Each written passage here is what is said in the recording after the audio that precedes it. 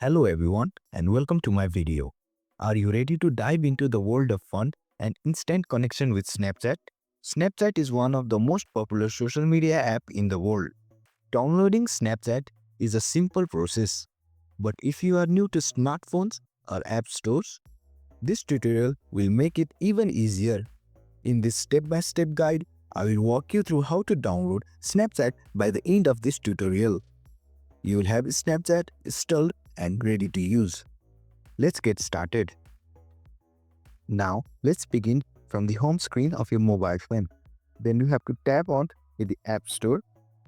Now, you will get to see this interface in your mobile screen. Then you have to tap onto the search button, which is at the down right corner of your screen. And then you have to type the Snapchat in the search bar. Then click on Snapchat. Now you can see a logo of a cloud.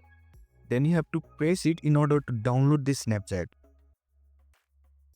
Now you can see that the download is in progress. Okay, now download has been completed. Now you can see your Snapchat application in your home screen. So you have successfully downloaded Snapchat application. Hope you like this video and please don't forget to like and subscribe to our channel. See you in next tutorial. Thank you for watching.